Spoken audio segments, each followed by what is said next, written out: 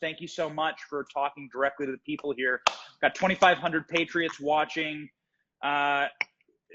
For a patriot like yourself, this has got to be catastrophic to see. You're the youngest member of Congress in modern American history. It's got to rip your damn heart out, man, to watch what happened today, the failures of this administration, and what I would argue a betrayal of the sacred oath of office to protect Americans from enemies, foreign and domestic. What do you think? Well, Benny, I mean, you're not much older than I am, but at 26 years old, we have literally been at war in the Middle East for practically my entire life. I think the first memory I can really point to that I remember is 9/11, or the terrible attack that happened on our homeland. And then we wanted to go get those fuckers. We wanted to hunt them down. I apologize for the language, but I'm very impassioned today. We wanted to hunt them down. And, as soon as we found out that the perpetrators of 9/11 were not in Afghanistan, we should have moved on. But instead we stayed. We stayed for 20 years. And as that continued to go on, Joe Biden said, which was a popular sentiment, that we're going to pull out of Afghanistan. It was Donald Trump's plan. But then, you know what? He just did it in such a terrible way. It's as if you have a wrecked car, or you have, something in your car, whether it's the intercooler or whatever it is. One of your pistons is not filling up with gas. Then you send it to the shop and say, hey, we need to get this fixed. Everybody agrees you need your car fixed. Yeah. But then for whatever reason, he just puts dynamite in it and blows up your engine. Sure, he tried to fix it, but he did a terrible job. And so to see all of the many lives, the years of turmoil, the years of war, to just be thrown away and now cast aside in this catastrophic, and I want to emphasize catastrophic withdrawal that has left, when the reports say it's over 10,000. From my reports from the intelligence community that we've received as a member of Congress, I believe the number is over 17,000 Americans that are left stranded in Afghanistan. And Joe Biden and Jen Psaki don't even have the moral courage to say that there are Americans stranded. It's a terrible thing, and it really pisses me off, Benny. I want to ask you about what the Republicans are going to do about this. What are the terms of action for the GOP right now in the minority, and what would be the terms of action in the majority if God help us, 12 months from now, you will be, chairman of some committee, Cawthorn, hopefully. And I want to get to there, but I can't overlook the president's press conference today. I can't overlook just what a weak, frail, bitter, twisted, venal, confused, mumbling, frantically flipping through his book. Yes. What as a member of Congress, as an elected representative in our government, what did that say to you, the president's comments today? Well, the thing that I said that was so bad was to see really the president gripping his padfolio and almost bending over on as if it's a crutch, when he's just taking, pretty, hard questions, but decently, normal and expected questions from a Fox News reporter. To see him in that position, it put me in such a state, and we've been working on this most of the day. But, Benny, I don't believe now is the time for impassioned speeches. I've only been a member of Congress for about 8 months now. And I can tell you, as a normal citizen back in December and preceding that, I would always see these members of Congress or senators from the GOP. They would get up and they'd give these incredible speeches that made you want to go run through a wall. But then, Benny, I think you probably can recognize there was never any action to back it up. It was just words. Yeah. And so I do not believe right now is the time for impassioned speeches. Now is the time for action. And so my staff and I, we have taken a very bold step. We have a lot of people that are calling for the president to step down, but I think that's very unlikely. And so instead, we have actually sent a formal request to every member of the president's cabinet, to Vice President Kamala Harris, to the Senator Pro Tem, to the Speaker of the House, and we are asking to invoke the 25th Amendment. I'm demanding that Nancy Pelosi calls us back into session so that we can create a mental disabled review panel. So that we can really review the president. We have the authority based on the 25th Amendment to be able to remove him from office. Now, I know that means Kamala Harris is president, but I'll tell you, I'd rather have a woke freaking liberal that's insane be our president, but someone who's actually cognitively sound enough to defend our homeland, rather than to have a senile old man who doesn't actually understand what's going on, and it puts our American lives in danger. So you're breaking news right now on this live. We have 4,000 people plus watching. Explain to our viewers, what does invoking the 25th Amendment mean? Yeah, well, Benny, I'm breaking the news right here. We've actually sent the press release is being sent as soon as we started this live. I wanted you to have the exclusive on it, just because I know you're such a great patriot. But what invoking the 25th Amendment would mean, it means that either a majority of the cabinet, which just needs to be over 51% of the president's cabinet, and the vice president need to invoke the 25th Amendment. They would then send a letter to the Speaker of the House. Then they would request that the president steps down. He then has the option to actually send a letter back contesting that, saying, no, this is just a political ploy. My vice president is trying to take over. And then it would actually go back to the U.S. House of Representatives. We would have a vote on it, and then it would be a vote as if we believe that the president is capable of being able to carry out his duties. But there's also another option. We can also come back into session and we can create a bipartisan review panel to really review his cognitive abilities. You know, I would think people like Congressman Ronnie Jackson, who used to be the president's chief medical officer and admiral in the Navy, and people like that, and other incredible psychologists, people who understand the brain, could have a very sober time. I believe that in the Constitution it's laid out to have 21 days for either the majority of the cabinet or this review panel that Congress would form to be able to say, we do not believe he's cognitively fit or physically fit to be able to carry out the duties of office. And then he would be removed. Thus, Kamala Harris would then become the president. We'd then have to appoint another vice president after that. But I'm telling you, I believe this is the move. We can no longer just sit by, watch Americans be killed, watch our position on the world stage be destroyed because of somebody who just is incapable of carrying this out. That's right. Why this angle and not impeachment? Well, you know what, going through, I'm a strict constitutionalist, so of course I would love to just have the knee-jerk reaction of impeaching him. But unfortunately, based on, it's for high treason and misdemeanors or bribery, things of that nature. Unfortunately, I do not believe sucking at your job is actually grounds to impeach somebody. Now, there can be an argument made that perhaps he allowed these weapons and our armor systems, our very top secret armor systems on our MRAP vehicles or armored vehicles to fall into the hands of the Taliban so they could then give it to the ISI, which would then wind up in the hands of the Chinese or the Russians. They could reverse engineer it, figure out how to pierce our armor, kill our soldiers, and how to have better armor themselves. But you know what? That's something that'd be very hard to prove. And I'm not exactly sure if we would be able to meet exactly what we need. And so therefore, I think the greatest way to do this is to actually invoke the 25th Amendment and have him removed because he's not cognitively fit to have the office. So you don't believe that handing over these armaments, extremely highly classified, including stealth helicopters and things that China and Russia don't even have, things that our allies in NATO don't have, handing those over to barbaric 6th century tribesmen from the mountains to sell to the Chinese or to the Iranians at top dollar, like, wouldn't that constitute, making the devil's advocate here argument for impeachment? High treason could also constitute knowingly putting American service members in harm's way, which we saw today, sacrificing Bagram Air Force Base, right? A place that had fortifications, a place where you could determine who is getting in and who is getting out. You could stop the suicide bombers before they reach our boys. I mean, wouldn't that amount to high treason? You know, Benny, I do agree with you. The reason we are going to asking to invoke the 25th Amendment is, unfortunately, we are in the minority in Congress. And so there already are articles of impeachment presented by Representative Marjorie Taylor Greene. I think they're all very well laid out. There's 3 that she's presented. And so I do believe that this does constitute it, but unfortunately, because we're in the minority, Nancy Pelosi is in command of the House, I do not believe we would be able to get that done. I believe this is really the only actual way we can get Joe Biden out of the White House, and I think it's absolutely necessary. So you would be depending on vanity, narcissism of Kamala Harris, which is probably a very smart thing to do, Madison. I mean, honestly, it's a very smart thing to do if you're looking at strategy here. Depending on Kamala Harris's narcissism and her love of herself and her own political career, may be the smartest tact.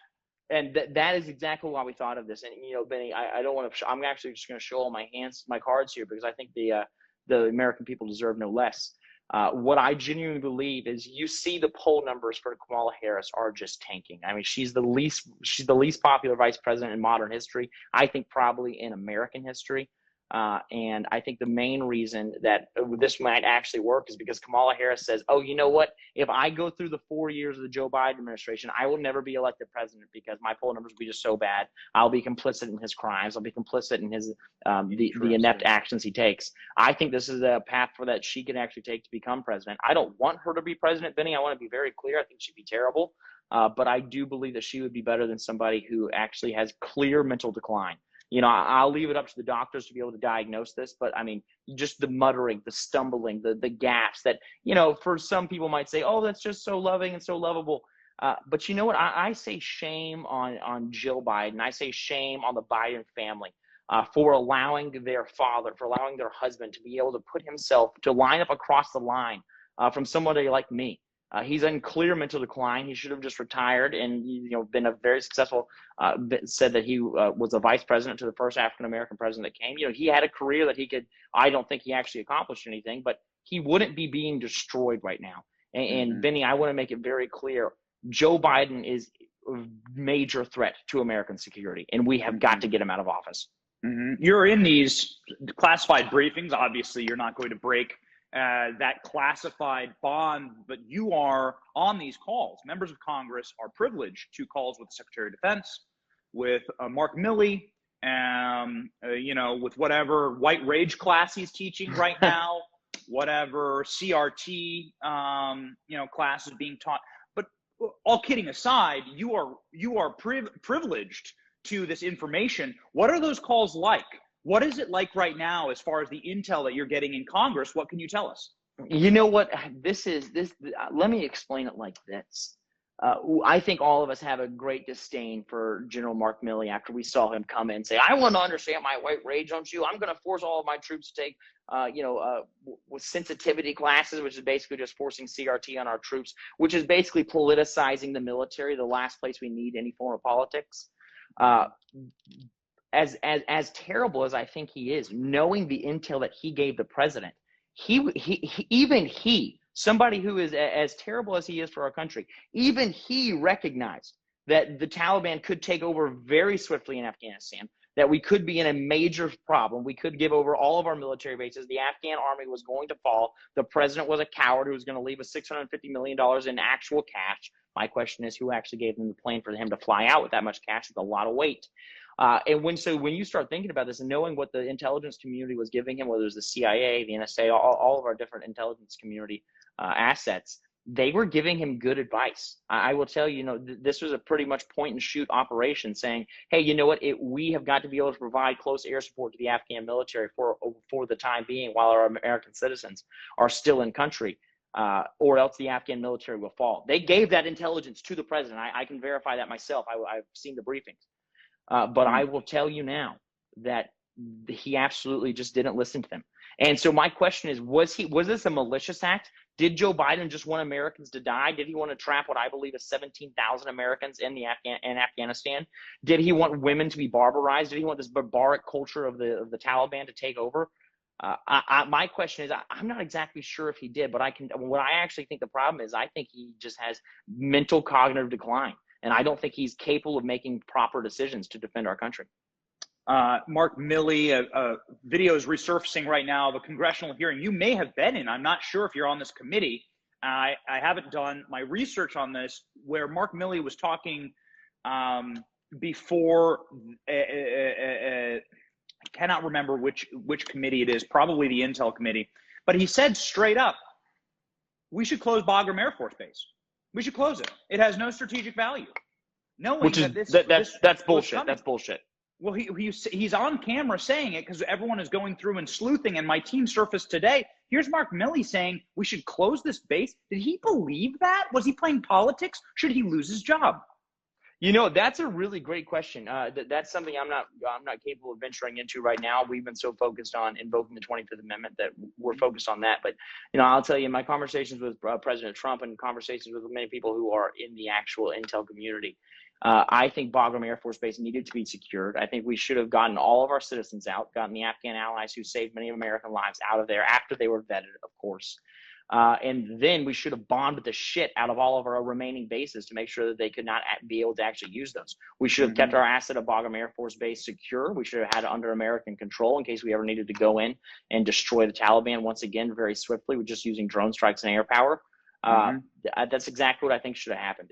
This is a very, as complex as international politics are, Benny, I genuinely believe that this is a pretty simple thing. Hey, we have American citizens here. The Afghan army is going to give up instantly because we have taught them to fight the way that we fight. But then Joe Biden said, hey, you know what? We're not going to provide any close air support. That is what Americans rely on. That's why our military is so powerful. It's a revolutionary style of the military that enables us to be able to use direct air superiority and heavy artillery and airstrikes in conjunction with our ground forces. And that's how we taught the Afghan army to fight.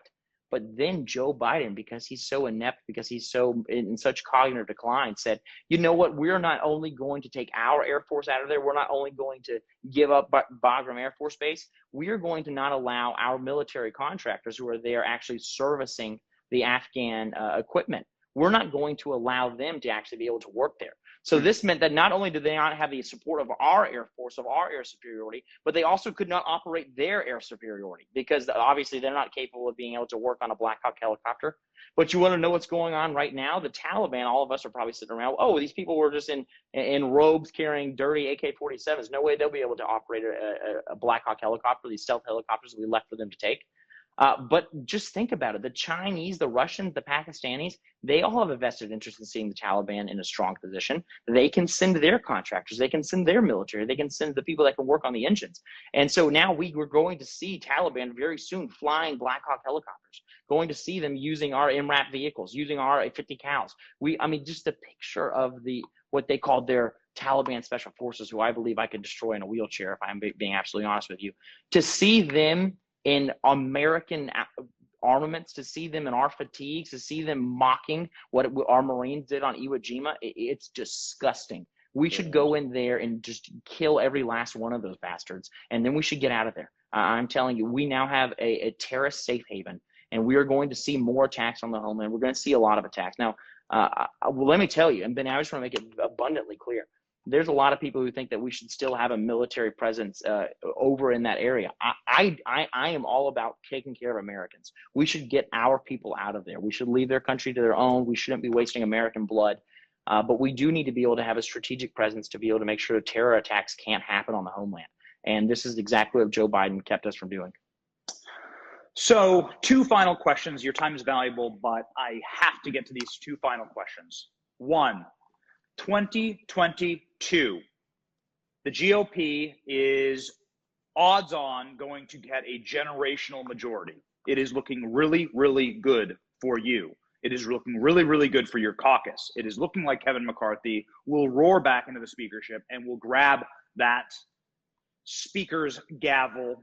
And you should be chairing a committee. That's what I believe. Anyhow, we'll see if Kevin listens to me. But what will you do then? Let's say Kamala doesn't take you up on the narcissism play. What should happen then? What will the GOP do when patriots around this country gather to give the caucus and the party power once more by a 100-seat majority, right? What will happen? Well, Benny, I just want to actually say, just speaking of the pure semantics, that when we say we're going to give the party power once more, I actually don't like that, because I think what we're going to see in 2022 is patriots in the same form as myself, in the same form of Byron Donalds, in the same form of Jim Jordan, in the same form of Lauren Boebert, people who are unafraid to speak the truth, who don't go up there and say, oh, well, you know, procedure here in Washington says you can't just call somebody a liar, says that you really just got to, we need to keep everything genteel and be very kind. The time for genteel politics is over. I will look into Dr. Fauci. I will try. I will, hopefully we can on the oversight committee. We can have a hearing and an investigation to see exactly what he knew, when he knew it. If we need to be able to charge him criminally for exactly what he did when it comes to the coronavirus. I believe that we should impeach Joe Biden over these terrible things that he's done. And unfortunately, I don't think this will be the only thing that we have the ability to impeach him over. I think he will actually have caused a lot more damage if we don't get him out now. That's why I'm trying to invoke the 25th Amendment. But I'm telling you, I think there's going to be a lot more patriots who are in the same vein as myself, not in this vein of exactly what I would call the career politician, the classic image people have of a Republican congressman, which is just somebody with pleated pants and tasseled loafers who just like to see their name in the paper every other week. No, we're going to send absolute warriors to Washington, D.C. I'm planning on endorsing personally 10 candidates who I think are going to be absolute badasses, who are going to take no prisoners, who are going to go there to actually give America back to the people and take it away from these special interests, to take it away from the bureaucrats, to take it away from the career politicians. I think we may actually see the ability to perhaps, I hope, actually get term limits on Congress and term limits on bureaucrats. And so I think we're going to see a Congress that will have an approval rating that's high, because, we're doing things like this. We're talking to the American people. We speak like a normal American that you'd find at Crackle Barrel, not some Ivy League white collar liberal lawyer. And so this is what I'm hoping we're going to see. And I'm seeing a lot of comments, Benny, I hope you don't mind. I'm seeing a lot of comments of people saying, hey, you know what, if you get rid of Biden, that means you get Kamala. And again, yeah, I think that's bad. I think we're going to have to play whack-a-mole. I think it's kind of in the vision of a hydra. When you cut one head off, two more come ahead. And I'm not advocating to cut Joe Biden's head off. I want to make that very clear. We're just advocating that we get him out of the presidency. I think that, yes, that is a problem when we have Kamala Harris as president. But again, we'll just have to go after her with the same vitriol, with the same aggressiveness, and hold her accountable, because I believe she'll probably do some impeachable offenses. And I think that it will be better for our country. So just to recap, you have impeaching Joe Biden when the GOP takes the majority. You have investigating and potentially arresting Fauci, because your colleague, Rand Paul, has asked the DOJ to essentially criminally investigate Dr. Fauci, lying to Congress, lying to you. You're Exactly. equal. You are in an equal chamber. You are in an equal chamber, right? So and he lied. He lied. Yes, that's exactly right. So he lied to you. All right. So let's end. Benny, one more thing. We are gonna lock down our border, and if people want to try and come here illegally, they will face a very fierce force, and they will be kicked out immediately. You have the ability to make law in Congress, right? You are the chamber in which writes the law, and the law of the country as it stands right now since 1965. This has been in ink on paper. It is illegal to enter the United States of America without declaring yourself and turning yourself in immediately to Border Patrol, or to ever cross our border illegally. So yes, you are breaking the law. Maybe you could make those laws harder. Let's see, or deploy the National Guard. That'd be nice. Or fund the wall, Madison. That'd be nice. So simple. It's a wonder. It's a wonder. We had 4 years. Why didn't we fund the wall? And for 2 of those years, we had supermajorities, right? In both because chambers. We had career politicians, and that's exactly what we're going to change in 2020. That's right. 2022. Okay. All right. It's like your time is very valuable. We still have 3,000 plus people watching. I want to hit on the most important thing, bar none. We covered a lot of things here, Madison. You come from a heavy military district. You have a lot of military members that you represent. Obviously, as a member of Congress, you have been very good to these men and women. You went and brought them pizzas when the Biden administration shoved them into a garage. I remember that specifically, and I'm sure everyone watching does as well. You care about our armed services greatly, and you wanted to actually be among their ranks. What is your message to the families who lost family members today? 13 as of right now, as of this moment, 13 families are suffering, grieving. They had a casualty officer at their door, perhaps this evening, giving them the worst news that any family could ever receive in their lifetime. What is your message to them?